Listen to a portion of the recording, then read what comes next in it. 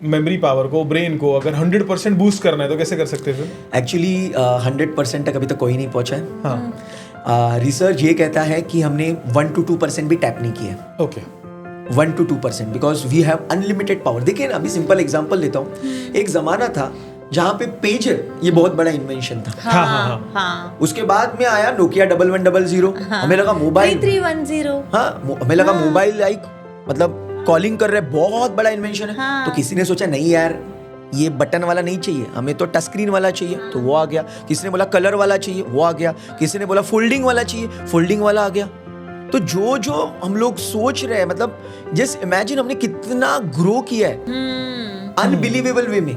आज live match चलती रहती है और हम लोग लाइव मैचेस देखते हैं टीवी के ऊपर, आज हॉटस्टार के ऊपर, सोनी लाइव के ऊपर। सो ये सारी चीजें क्यों हो रही है? बिकॉज ह्यूमन माइंड के पास जो पावर है वो अनलिमिटेड है और अभी तक हम लोग कुछ नहीं, मुझे लगता है 1 to 2% तक भी नहीं पहुंचे। ऐसे कहते हैं कि अल्बर्ट आइंस्टाइन का ब्रेन का रिसर्च किया गया था तो उसका 4 to 5% भी उसने यूटिलाइज नहीं किया, ऐसे बहुत लोग कहते हैं। सो हम कहीं पे भी नहीं। बाय द वे, एक मूवी आई थी लूसी करके।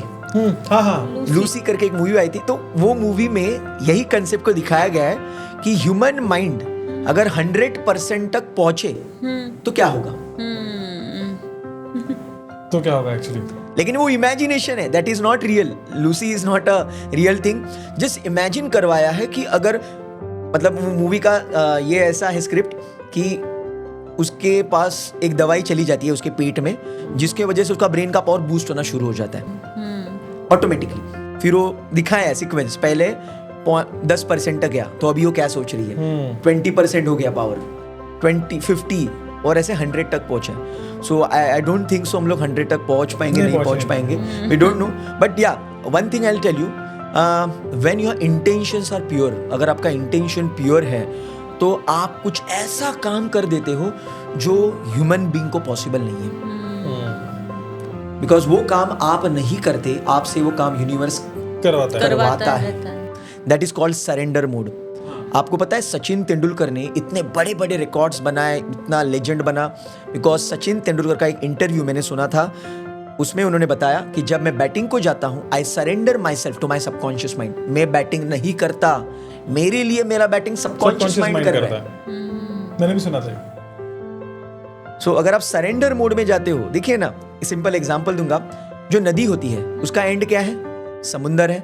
जब नदी समुंदर को जाके मिलती है, नदी की पावर बढ़ गई ना। नदी समुंदर बढ़ गई, बहुत बड़ी हो गई।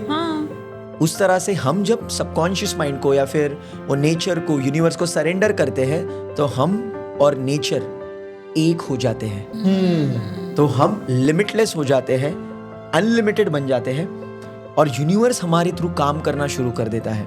और इसीलिए सरेंडर मोड में जाना बहुत, और ये स्पिरिचुअलिटी में यही बताया गया है। भगवत गीता बोलिए, कोई भी रिलीजन को लीजिए कि you need to surrender to God, you need to surrender to your Guru.